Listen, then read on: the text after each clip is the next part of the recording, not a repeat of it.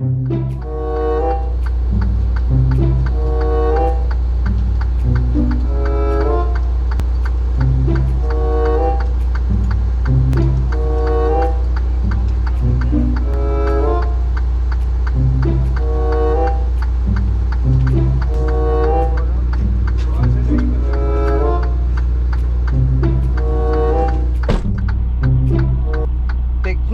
said confirmed that I'm good to go. Alright, basta yung final word sa kanila. Tayo ay alis na.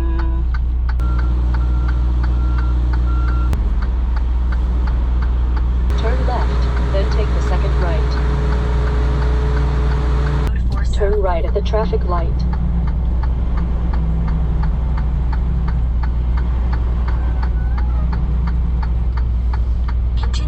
Regional Road 47.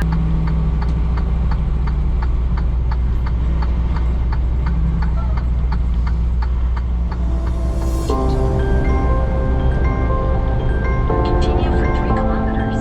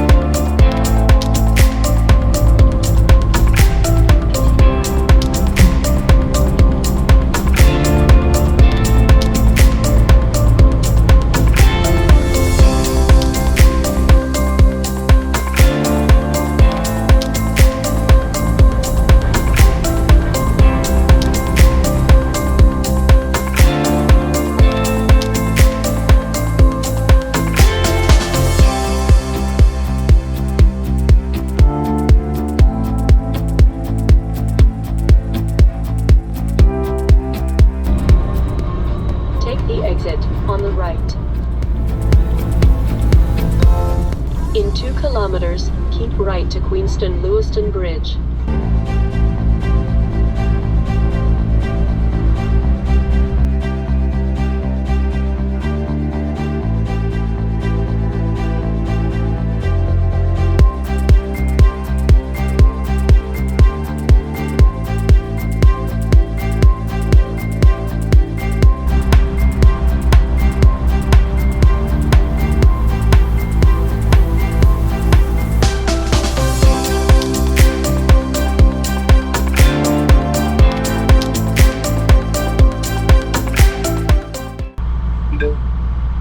Marlin, a new operating zone has been detected and is pending your acknowledgement for activation.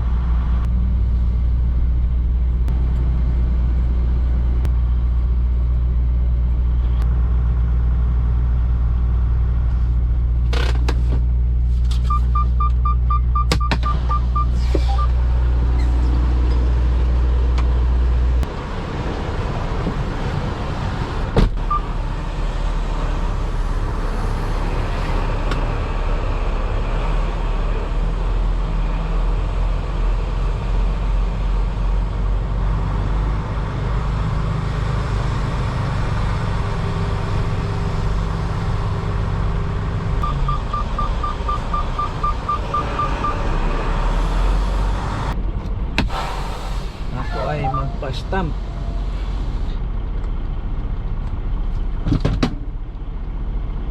You have 11 hours and 20 minutes of remaining drive time. Ang meat inspection 2 miles, mag-close 8 o'clock. Oras ay 8:03. Ewan ko lang kung matanggap pa tayo doon. Na-delay kasi ako doon sa issue ng reefer ko kanina.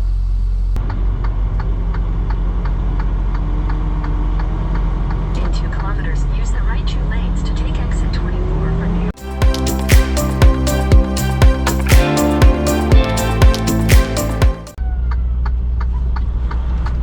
Arriving at 3555 Whitmer Road, on the right.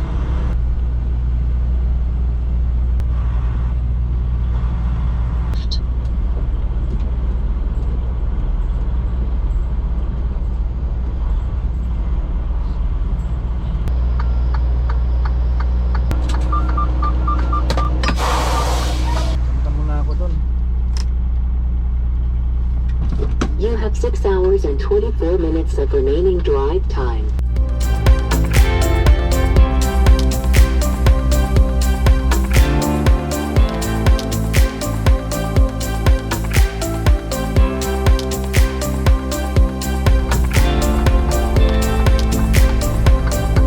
At the end of the street, turn right.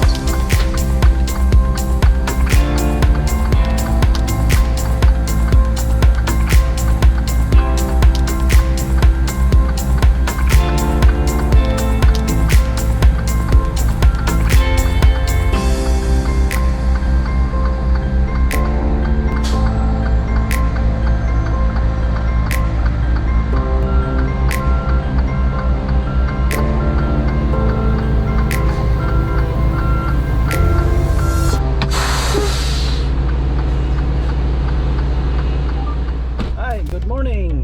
Happy Sunday sa lahat.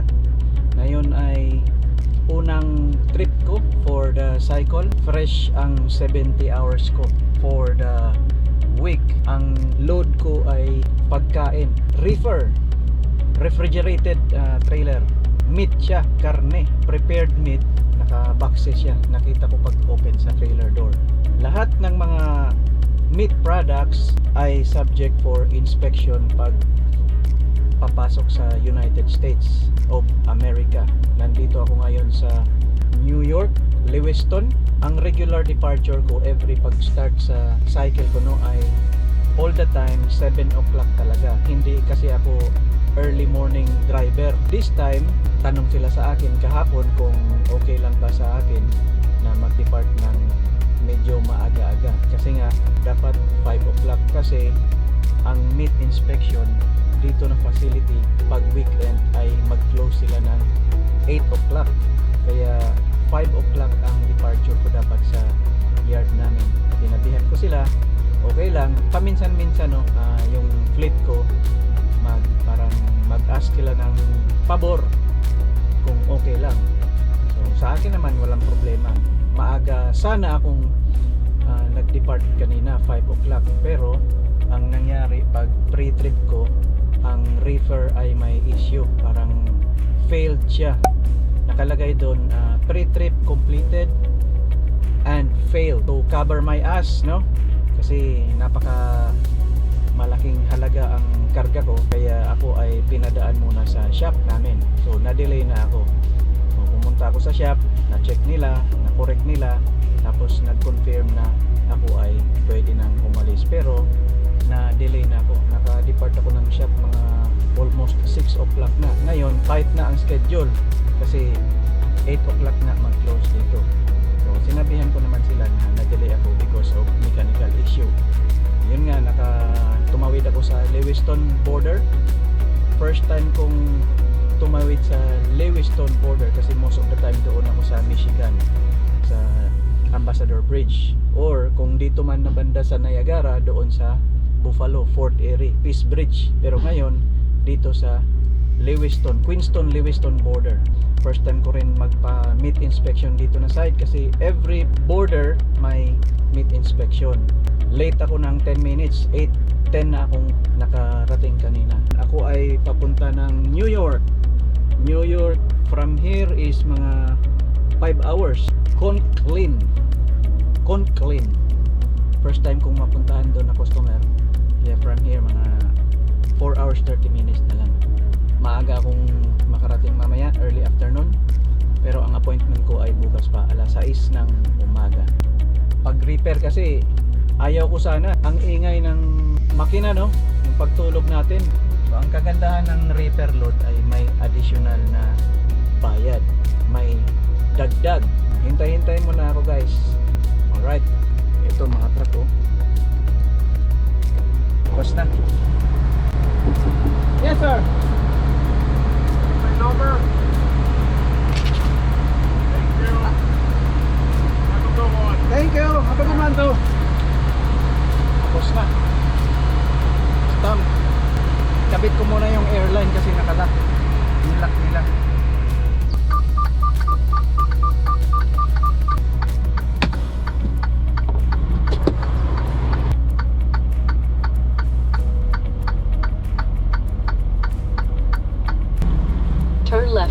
90 south.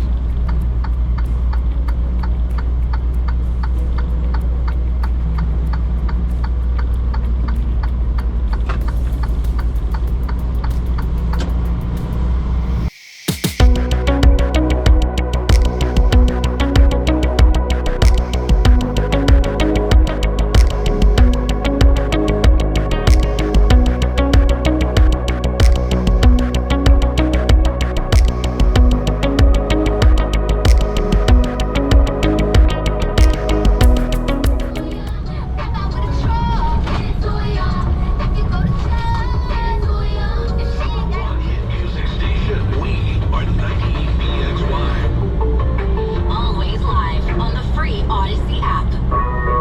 In 2.5 kilometers, take exit 46 on the right to I-390 south.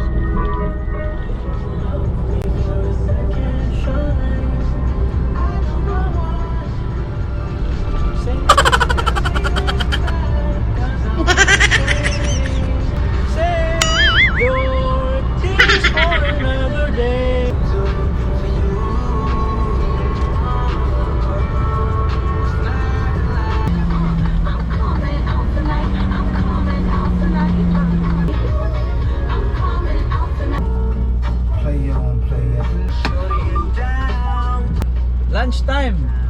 Oras 12:15. You have 6 hours and 5 minutes of remaining drive time.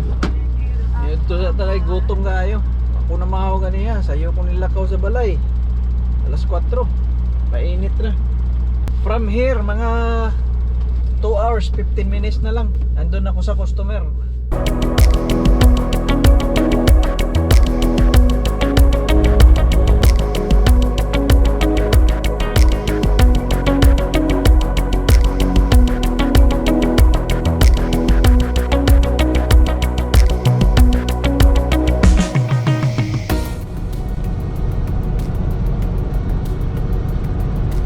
I got a bad feeling about this. Tayo ng amber light. May rest area sa unahan. I-check ko kung anong status. Kulay amber. Ibig sabihin, merong alert. 28 kilometers rest area.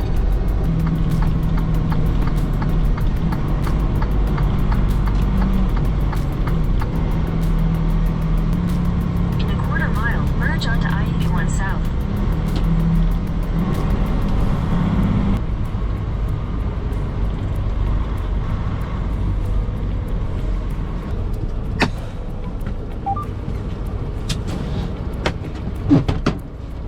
Yung ilaw amber, yung sa reefer na indicator light, meaning may problema, may alarm. So i-check ko.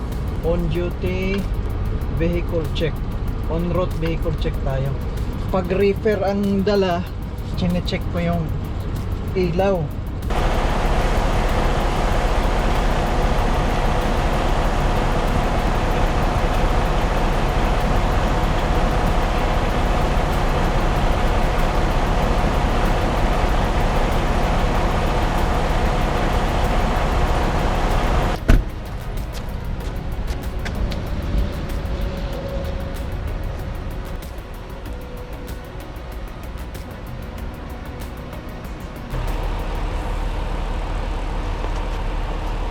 Ang reefer ayaw na mag-start, shutdown na palagi. Naghintay ako ng advice sa breakdown.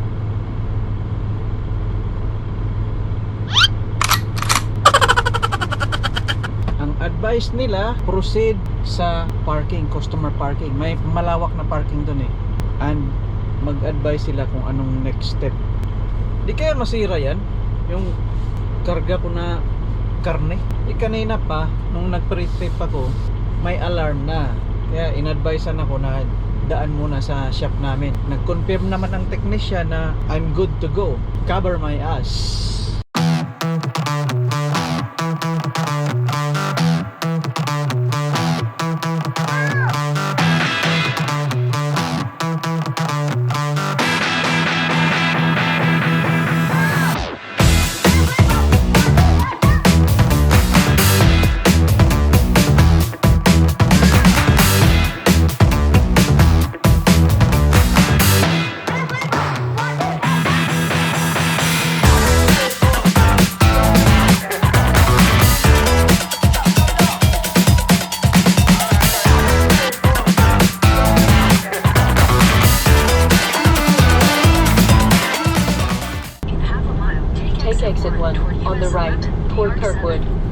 first right.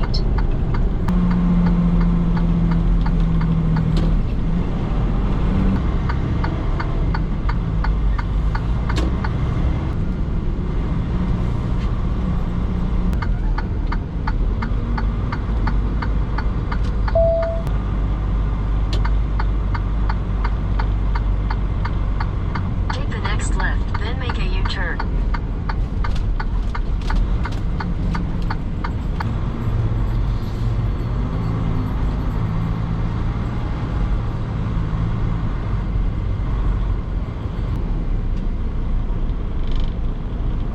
Dito na ako sa customer. Doon, no? Yan. Ang appointment ko bukas pa. Ngayon ay alas 3:45. Tanungin ko kung anong oras ako pwede mag-check-in bukas. Kasi 6 o'clock sinabi dito sa app ko, sa customer information, na pwede daw alas 4 ng madaling araw pwede nang papasok. Pero tanungin ko muna. Pero ito nga ngayon, yung problema ko, naghintay ako ng advice nila paano. Kasi wala, hindi umaandar yung reefer ko. Mag-post trip muna ako. Ilagay ko sa post trip ko ang defect sa reefer. Alright, so dito ko natatapusin ang video ko. Sunday ngayon, short run lang. 5 hours sana ang driving from yard papunta dito, pero na delay ako kasi mula nga sa umpisa kanina pag pre-trip ko ng madaling araw, may problema na. Dumaan pa ako sa shop, sa border, nagpa-stamp pa ako sa agriculture, may meat inspection pa pala. Naghintay ako ng mga 2 hours, tapos nag-proceed ako dito mga 30 minutes before. Nakita ko nga yung reefer ko na may problema, yung indicator light is amber, kaya tinawag ko pa sa breakdown. Maraming salamat sa tanan. Bye.